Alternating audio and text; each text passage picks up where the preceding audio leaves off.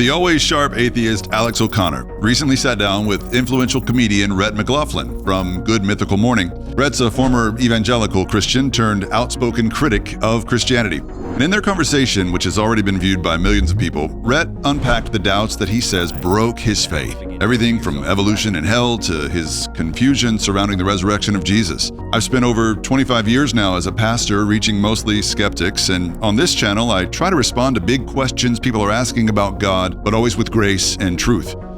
Some of Rhett's points in this interview were really strong. Others, I would say, not so strong. But I wanted to break them down with you today, and if you find a video like this helpful, I hope you'll hit subscribe to this channel, and I hope you'll like the video as well. So let's dive right in. The only exposure to the idea of evolution you've ever had has come through the filter of a Christian scientist telling you why it's not legitimate. Mm-hmm. You know, somebody comes into your church and they're like the evolution expert, and they're like, they make it seem so impossible that you walk out of that with the full affirmation of the idea that evolution definitely didn't happen. And it's a horrible explanation. It will be debunked by the scientists themselves within our lifetime. Like, that's the kind of stuff that we told ourselves, right? Right. And we firmly believed it. But because of this proposal, this progressive creationist idea, because the age of the universe and the age of the earth, from a geological, I've always been interested in geology, but from a geological standpoint, I was like, oh, well, this is inescapable. Like, this isn't, like, the way that Answers in Genesis has framed this issue is, I mean, I'm not going to say it's definitely disingenuous. I think they really just believe that it has to, you know, be consistent with the Bible, and so they're just willing to just completely reshape everything that they're seeing in light of that. Yeah, real quick, let me interject here because he mentioned Answers in Genesis, and I just want to be sure we're all on the same page. You might not be familiar with that organization. It is a Christian ministry that was founded by a man named Ken Ham, and Answers in Genesis takes a very literal approach to the Bible, okay? What you're seeing in this clip and hearing from Rhett is a clue of the kind of church that he grew up in, the kind of Christianity he was accustomed to. So guys like Ken Ham would come in and say, you know, these scientific theories about evolution and the age of the universe, they're all a farce and they're all going to be proven wrong, and we can be confident, and there's a lot of Christian bravado behind that. But Ken Ham and his whole idea of a literal creation in 6 literal days, and the idea that the earth is only about 6,000 years old and maybe 10,000 if you're really pushing it. I'm not saying Ken Ham is a fraud or his ministry is fraudulent. I'm just saying he and his ministry represent what I would call a minority view within broader historical Christianity. But I want to get back to the argument here and see where Rhett takes it from here. I essentially was like, well, this doesn't make any sense. So then the idea of considering evolution, which just felt, I was like, am I actually about to do this? And I was like, well, I think C.S. Lewis believed in evolution. You know, you start saying these things like, but there's a lot of Christians who are like theistic evolutionists. And okay, so maybe there's something to this. So I read Francis Collins' book, The Language of God. Language of God. And the thing that I took away from that book was that, well, evolution happened as well. Okay. So this was one of the first dominoes to fall for Rhett. And Rhett, if you're listening, I doubt you are, but if you are, I get it, brother. Whenever something you've been taught as a Christian, as you grew up in the church, when it starts to feel shaky, it can really mess with your head. And it can really lead you down some dark paths. But we have to remember, here's the deal. Christianity doesn't hinge on any one view of how God made the world.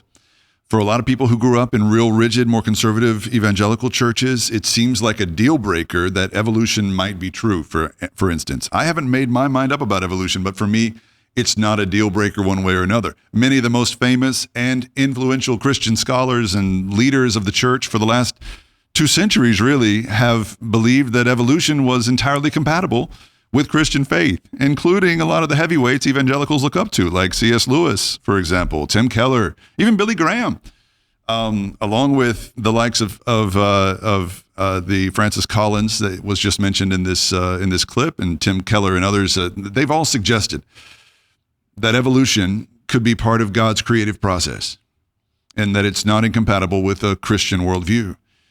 The point here is that the Bible never claims to be a science textbook. The Bible's claim is about God and who he is and what he's about. The creation stories in Genesis, chapters 1 and 2, they claim that God is the mastermind behind all the universe, all creation, all life. But Genesis 1 and 2 never claims to be providing a scientific or step-by-step manual for how everything came to exist. I want to hear this next clip where Rhett explains his new conclusion about evolution to his believing Christian wife. Jessie, my wife, who did come from like a young earth creationist background, like that's, you know, that's what she was taught growing up. When I came home and I was like, we need to talk about something. And I said, I am thoroughly convinced that evolution is true and that we are related to every other animal. I believe in common ancestry. And I just think that it is not just, I sort of think it's true. It's just like my reading has led me to think that if this isn't true, then I actually can't determine what anything that's true. It's so overwhelming because I'd read additionally to that. She just starts crying because this represented, she knew what this represented. It's significant, like you say. I mean, you might think, well, there are Christians who believe in evolution, but it depends which way you come at it. I mean, if you're somebody who's like a scientifically minded person who comes to faith in Jesus, you're not going to abandon evolution, but you might think, right, okay, I can make this all work. But if you've come from the background you've come from, yeah, that's important. It's like going up to your wife and saying, you know, I just think maybe we should like live in separate houses or something. And your wife starts bawling, and someone says, "Hey, I don't really know. Some people do that. Some married couples, they live apart." So it's like, yeah, but what it represents to move from where we are now and the way we were living to having this kind of question or this kind of desire indicates a direction of thought. Yeah, which you don't really want to entertain. I really actually appreciate Alex O'Connor's interjection there because that's the key. It's Rhett's background in evangelical American 21st century Christianity that makes him feel like believing in evolution is a deal breaker. And that's how he puts it. Rhett seems to think that evolution is this pulling the rug out from under Christianity altogether, but that's clearly a reach. To whatever extent that evolution is true or false, it's just a matter of God showing off one way or another. He's showing off his brilliance through evolution or not. That's the Bible's message. Psalm 19 says, the heavens declare the glory of God. And I believe science is one way that we unpack that and see more of God's glory. And so this crisis that Rhett's describing in his clip, I don't really think it was a crisis with Christianity. I think it was more about the very narrow minority view within Christian theology that he happened to be raised with. The Christian story is much bigger than 21st century American evangelicalism. And I hope that one day Rhett and others in his same position, I know there are many others, I hope they'll see what I'm talking about one day and do their homework about the broader scope of the Christian worldview. Let's move on now to another topic. I think we've talked enough about evolution now. Another topic they discussed was hell, which is another tough one. Let's see what they got into. I'm interested in what your view of hell was at the time when you said that most people are probably going to hell. What did you think hell was at the time when you were around 20? I had talked myself into, mostly as a result of that struggle I was having, that it was probably some sort of, I basically became, without really reading too much about it, an annihilationist. Yeah. And so just the idea that people who don't know God, who are not his children, will probably go through some sort of torment, but it won't be forever, and then they will cease to exist. Yeah, and that hell is, I mean, annihilationism is the view that people will be annihilated if they don't go to heaven. They sort of cease to exist, maybe after a period of suffering of some sort. Right. I've always been quite attracted to that idea because of the like classical Thomistic arguments for the existence of God, which have God as like the ground of being. Mm-hmm. If God is the foundation of being itself and everything that is participates in him, then if hell is something like separation from God, and if God is the ground of all being, then what does it mean to not be with God? It means to not be, to not exist. Yeah, right. So I've always thought philosophically there's good grounding for considering separation with God to be the same thing as not existing. Because to exist is to participate in God's existence, as some of the classical philosophers would put it. Yeah. But that's not as motivational as the fire and brimstone imagery. And presumably in your outreach, you wouldn't push too heavy on the hell stuff, especially No. considering that you thought most people were going there anyway, and there's nothing. They could do Yeah, about it. right. And I think that it's interesting to see. I'm still a fan of Christian apologetics. It's fascinating to me to see the way that, and especially now, there wasn't nearly as much just apologetics media as there is now when I was deconstructing, because this mostly happened to me in the late aughts and 2010, 2011. And nobody was making, there were people writing books, but nobody was making internet content about this stuff. But I kind of dip in and dip out, and to see the way the conversation around hell is evolving is fascinating, because it is a really, it's like if you've got, if you're selling a product, it's like the one thing where we get all the bad reviews about this. It's like, oh shit, people keep talking about this one thing, and it's the hell thing. So how do we rebrand hell? And the way that hell is being rebranded is smart. A lot of people are moving into this, annihilationism, but also there are people who just frame it as separation from God. It's just simply like you rejected God's love. Like, that's not hateful for him to say, well, now you just are going to be on your own and whatever that is to deal with your own stuff. And it sounds a lot nicer. It just sounds like you're just rejecting something. And I think that's become a pretty big talking point. Yeah. I mean, it has. Hell has become a talking point. It's been a long time now. I think it's been 20 years since hell's sort of been, a banner theory that's discussed among apologists, and it's a tough subject.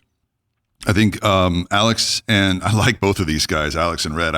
They just seem like guys to be fun to hang out with and talk this stuff through with. I think Alex, and especially, is right that annihilationism is an interesting theory for Christians to consider. I know I know several Bible-believing Christians who do lean toward annihilationism. That is sort of an alternative view of eternal conscious torment, which is the traditional view of hell. Annihilationism just says when you die, you die. That's it. Separate from God. If you're not in Christ, you cease to be. Not really going to get into that. Again, it's another one of those things that you don't have to know for sure what you think about that in order to belong to Jesus. What the Bible says is, if you want to know salvation, just believe in your heart Christ rose from the dead, profess with your mouth that he's the Lord of your life. It's as simple as that. And all these other things are kind of non-essentials. So hell, it's not an easy subject to talk about. I'm not going to sugarcoat it here, but I do want to get something straight. Hell isn't God throwing a temper tantrum. It's not God getting angry on a whim and casting people into eternal torment. Hell happens, however you look at it, when people reject the source of all that is good, which is God himself. C.S. Lewis said it best. He said, the doors of hell are locked from the inside. Everybody that's there will choose to be there. So God's love gives us the freedom to choose him or to walk away from him. The Bible says, will not the judge of all the earth do what is right? And so we leave these issues of who's going to be in heaven and hell in his hands, because we trust him to be merciful and good. But if someone says to God, I'm done with you, hell, I think, is God respecting their choice, as heartbreaking as that might be to think about. Rhett says that the idea of hell is unfair on its face, but I'd like to flip that around and just say that a loving God can't just shrug his shoulders at sin. Sin destroys everything it touches, relationships, creation, you name it. God's justice then demands that it be dealt with, but his love in Christ provided the fix. The solution is Jesus on the cross. That's John 3:16 and 17. It says that God sent his son to the world to save the world, not to condemn it. Rhett's stuck on this idea of hell, and I think, again, it's a clue that he grew up with a kind of Christianity that overemphasized hell, and he probably grew up being afraid, laying awake at night as a child, afraid of hell. I grew up in a similar situation. I can relate to that. But I would urge Rhett to keep his mind and heart open and to see Jesus as the way out of the problem, not the problem itself. That's really the heart of the Christian worldview. Now let's pivot and see what Alex and Rhett had to say about the resurrection of Jesus. I don't know exactly what happened with Jesus. I don't know the nature of specifically the nature of his death. Like, was he left on the cross? Was he thrown into a large, mass grave? Was he put into a rich man's grave by Joseph of Arimathea? Was that invented? I don't know. But what seems to be pretty clear to me is that it's almost certain that there's some explanation for how it all started that isn't that he actually raised from the dead. Real quick, could I just interrupt real quick? I just want to say this is so important, and you will only understand it if you watch the whole video probably, but he says this right on the heels of saying that he's not certain about anything anymore. He says he's nearly certain that Jesus didn't rise from the dead right after saying, the more curious I've become after deconstructing my Christian faith, the less certain I am about anything, as if certainty is a vice and curiosity is a virtue. I love curiosity. I love searching for answers and asking questions and all of that. I think that's part of being a intellectually honest person. But for him to say that and then turn right back around and say, I am nearly certain Jesus didn't rise from the dead, given the preponderance of evidence that we have around his life and death, and subsequent appearances to his disciples, I find that a little hard to wrestle with. I know Rhett's doing the best that he can. I don't mean to take a dig, but I just found that really interesting and somewhat disappointing. Let's let him finish now. In my compulsion to believe that he raised from the dead, it is a religious position. It is a faith position. It's not an historically defensible position to the degree that these Christian apologists make it out to be. We were talking last night about Dale Allison, how I just think I love his book. He's great. And this was all like, I read that like 2 years ago. So this is all way after my deconstruction, but I'm still interested in the subject. But, he's a Christian. He believes that it happened. But I think he's got one of the best books on the resurrection. The thing is so refreshing about it is he's not coming at this from like a Gary Habermas standpoint where he's like, this is the most reasonable thing. And if you don't agree with that, you're being unreasonable. Mm-hmm. It's like, well, no, we're talking about the pinnacle of an unreasonable idea, an unreasonable event. This is not, if this happened, this is something I have to accept on faith. And I am completely fine with people who do that. But my intuition is that it didn't happen. And I have sort of lost my ability to have faith in things that are just conjecture and things that something that foundational. Mm-hmm. I mean, I still have what I would call some level of religious faith. We can talk about what that might look like. But I think that my ability to have faith in the idea of the resurrection, it just was like, why would you choose for that to be the thing that you believed in when all these other things have sort of fallen apart through this process. Okay. I really appreciate Rhett's sincerity. I really do. I think he's misguided on some things, but who isn't? I just keep picking up on one clue after another that he was raised with a very specific kind of evangelical Christianity that got so deep in his bones. And then when he found out that some things about that worldview were not as presented, were not true, it really shook him and broke his heart. And now, sadly, he's throwing something as important as the resurrection out, like it's just a myth. Look, the evidence around Jesus' life, death, and resurrection has been pretty well played out. It's pretty well known and established that Jesus did walk the earth historically speaking. He did die on a Roman cross, and his disciples did experience him somehow supernaturally after his death on a Roman cross. And those experiences were what inspired the movement we call Christianity today. All that to say, the resurrection of Jesus, it's not just an add-on to the Christian story. It's not just a feel-good myth that we tell ourselves to feel better about, eternity or whatever. It is the cornerstone of our faith. If the tomb was empty, really nothing else matters. If it wasn't empty, then Christianity doesn't matter. And we believe that it was. And part of the reason we believe that it was is not just religious, like Rhett said. It's not just a religious claim. It's a historical one too. The enemies of Jesus in the time when the first Easter happened, they didn't dispute the fact that his tomb was empty. They just came up with the story that his disciples stole the body, and they never pressed charges for body stealing or anything. They just said that's how the tomb is empty. So the tomb was in fact empty.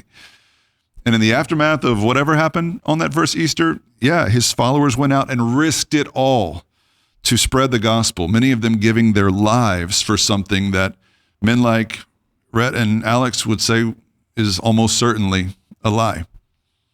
Christianity spread all across a very hostile Roman world under fear of death. So I think all of this should be considered carefully. So I think what I feel is men like Alex and Rhett, who I know to be very intellectually profound, I just would expect more from them. And what I wish I could ask is, how do you possibly explain the spread of Christianity and the first Christians' willingness to die for this claim that Jesus rose from the dead? How do you explain that without acknowledging that something massive happened? And if something massive happened, what did? Are you gonna ascribe to the mass hallucination theory that to me is more supernatural and even more ridiculous than the idea of a man walking out of his grave? If not, then what else are you going to offer in terms of an explanation? Rhett's sort of brushing off the resurrection like it's just a myth. To me, it felt more like a dodge than a dunk on Christianity. Historians like William Lane Craig and Gary Habermas, they have stacks of evidence and volumes and hours of talks online that are all worth wrestling with and not easily dismissed. Now this historical claim of Jesus' resurrection, it's not ironclad, but no real honest historian can offer an ironclad case of anything in history. But the evidence about Jesus is strong enough to demand a response. The Christian worldview in its entirety, it rises or falls on this one claim that Jesus rose. If he rose, it proves his legitimacy. And so it should be wrestled with due deference. And to me, it just sounds like Rhett is sidestepping all the evidence instead of honestly refuting it. Let's watch one more clip now. I mean, maybe this was one of them, but when do the dominoes start to fall over for you? How old are you, and what starts to happen? Because right now you're speaking past tense. So at some point you go from not just Christian, but really involved professional Christian, as you put it, to now where you are. Where does this start? So in my early 20s, the first couple of years out of school, I'm an engineer, civil engineer. I'm still very involved in Campus Crusade at the time. I'm not having that many, existential questions about it. If anything, I'm thinking about how I'm moving towards being a professional Christian, because my wife was still in college at the time. And so Link and I had kind of, we've been best friends since first grade, 1984. So we kind of knew what we were working towards. And the idea that we were going to develop this ministry where we got to be funny and make our comedy videos. And we were really trying to find a way to do the thing that we loved for the cause that we loved. So it sort of started as with God in the periphery here, of like with all the video stuff, and it's all sort of directed towards, at least subtly to some degree, evangelism. Yeah, definitely. And I think it was a way to have my cake and eat it too, because I really wanted, like we are entertainers at heart. We wanted to be filmmakers. We wanted to make things that, had significance culturally. We wanted to do that from the very beginning. So we always had our minds of like on this idea that maybe we'll kind of, we can use this ministry, or we can have a ministry where we're doing these things that we love, and then maybe something that we make will be impactful enough so that we could one day, maybe we'll move to Hollywood and maybe we'll have a ministry there just through the things that we create. That was sort of the thought in the early days. Okay. One more clue there. Maybe you caught it, but this moment really caught my attention in terms of Rhett's overall story. And I don't want to read too much into it. It might be a little too convenient for me as a Christian pastor to do that as a way of cutting out Rhett's legs from underneath him or something with his arguments about Christianity. But he said he wanted to have his cake and eat it too by becoming a professional Christian. That was Alex's phrase. I think Alex borrowed it from Rhett, actually, so it's his phrase. But a professional Christian using his comedy to build a ministry and to make it big as an entertainer who happened to be a Christian. But when that didn't pan out, he sort of gave that up. He walked away. I'm not saying Rhett walked away from faith because it didn't pan out, but I do think it might have been one of those perfect storm situations. And again, Rhett, if you're watching, I hear you. I know how hard it can be to blend faith and career. If you can do it, it sounds like a dream gig, right? It's a very meaningful way to spend your life. But at the end of the day, authentic Christianity isn't a have your cake and eat it too proposition.